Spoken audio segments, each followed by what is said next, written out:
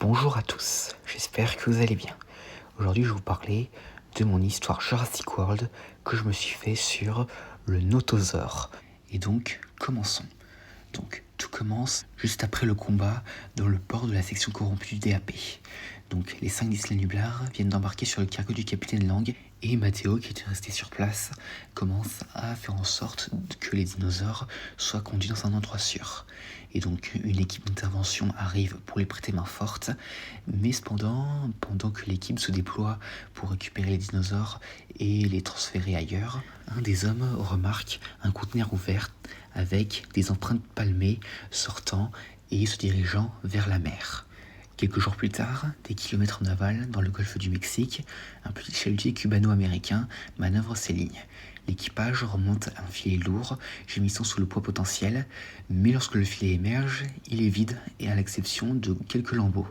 Le filet lui-même avait été déchiré de façon importante et irrégulière près du fond. Et pendant qu'il réparait le filet, un des matelots aperçut une silhouette se déplaçant sous l'eau. Ils pensèrent d'abord qu'il s'agissait d'un gros marlin ou d'un requin.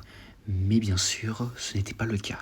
Donc pendant ce temps, de retour en Louisiane, la section corrompue du DAP avait été démantelée et finalement, après avoir compilé toutes les données informatiques, ils découvrent que parmi les dinosaures qu'il y avait dans ce port, il y avait un animal en particulier.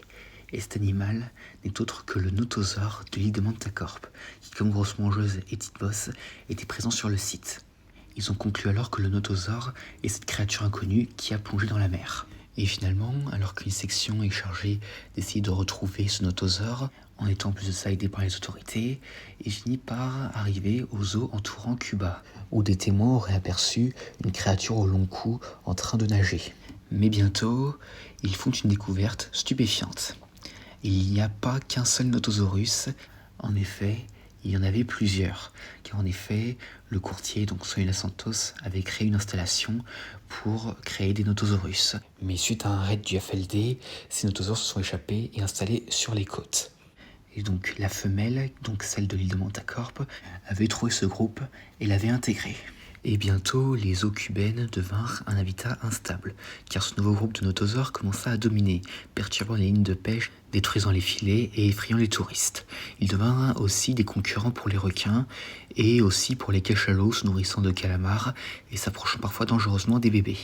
Et donc, le gouvernement de Cuba, furieux de ces perturbations, décide de lancer des tentatives d'éradication.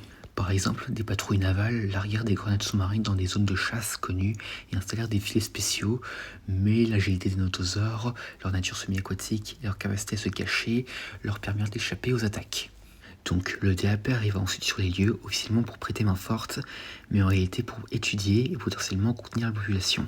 Parce que même si on arrivait à capturer ces notosaures, on ne saurait pas quoi en faire. Les gens ne pouvaient pas les envoyer dans la vallée Biosine, étant donné que la vallée Biosine n'est pas conçue pour abriter des créatures aquatiques. Et en plus de ça, ces notosaures commenceraient apparemment à se reproduire selon des témoins.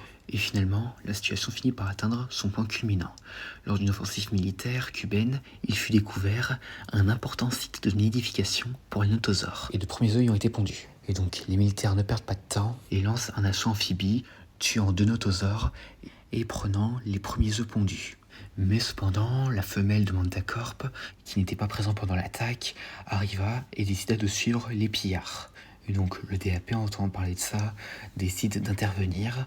Cependant, quand ils arrivent, les notosaures s'attaquent déjà aux voleurs d'œufs sur une plage. Donc du coup, un combat féroce s'ensuit et les reptiles marins, grâce à leur agilité et leur nature amphibie, prennent rapidement le dessus. Ils dévorèrent 2 hommes et en noyèrent un autre. Et donc du coup, ceux qui avaient les œufs s'enfuient avec, mais les agents du DAP arrivent en même temps et leur conseillent de rendre les œufs, espérant que cela pourrait calmer les reptiles marins. Et finalement, avant qu'ils ne puissent être décidés, les œufs qui avaient brièvement été laissés sans surveillance commencèrent à se fissurer et des bébés notosaures prématurés éclosent. Et en voyant les petits se diriger vers l'eau, les adultes notosaures finissent par abandonner le combat et les suivent pour les mettre à l'abri. Et donc finalement, le combat cessa, tandis que les 2 camps observaient les petits notosaures disparaître dans la mer. Et donc du coup, l'armée n'était pas parvenue à sécuriser les ressources. Et donc finalement, un communiqué conjoint fut publié par le ministère des Travaux publics et les autorités cubaines. La situation était dans l'impasse. Le notosaure s'était adapté et avait conquis cet environnement, et les eaux autour du Cuba étaient maintenant leur territoire, malgré les effets négatifs sur l'écosystème. Et en raison de leur grande agilité et de leur nature, ils ne pouvaient pas vraiment être capturés.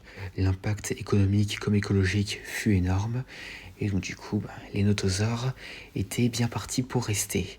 Et en 2027, à l'époque de Jurassic World Rebirth, ces notosaures continuèrent à vivre à cet endroit-là, étant donné que les reptiles marins ne sont pas impactés par le changement climatique qui pousse la majorité des dinosaures vers l'équateur. Et c'est la fin de cette histoire. J'espère que cette vidéo vous aura plu, n'hésitez pas à dire ça dans les commentaires, et à la prochaine.